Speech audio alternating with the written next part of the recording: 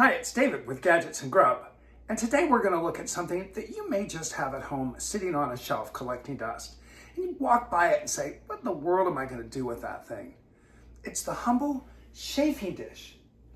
So why is it called a chafing dish after all?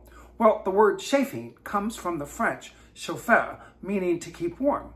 We're going to see how chafing dishes have some really common features that keep food warm, and we're going to challenge them and use them in a different way today. You can get them anywhere from small 4-quart square to these large 9-quart rectangular chafing dishes, also known as a full-size chafer.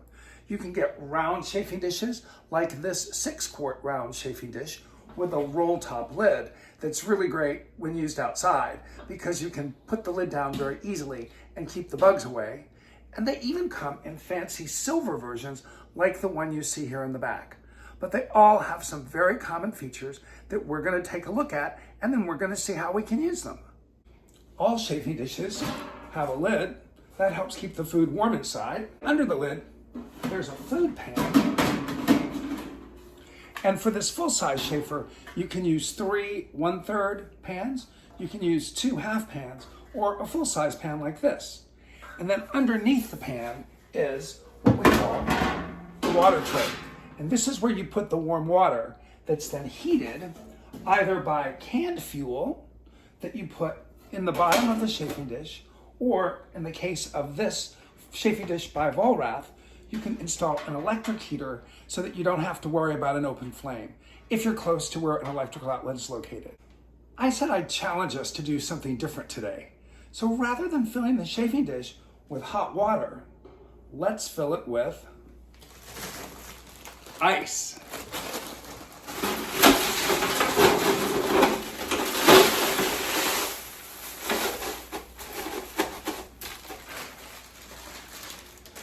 That is great. Instead of filling the chafing dish with ice like this, you can use gel packs. I bet you have a bunch of these at home too.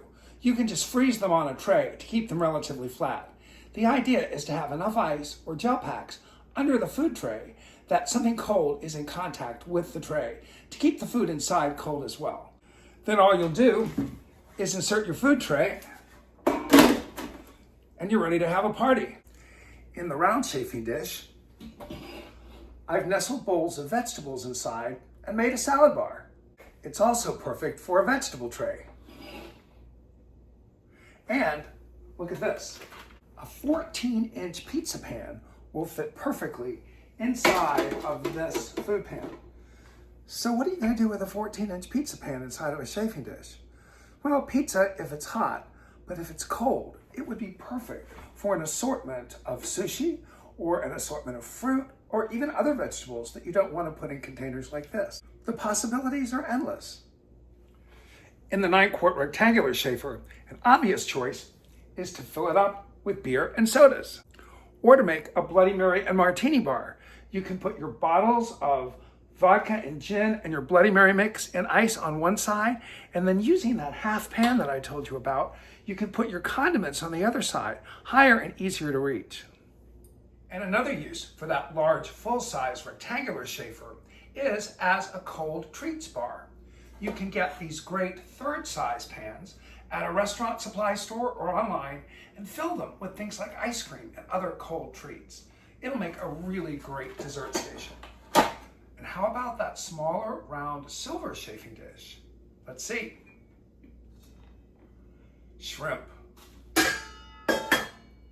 Yum.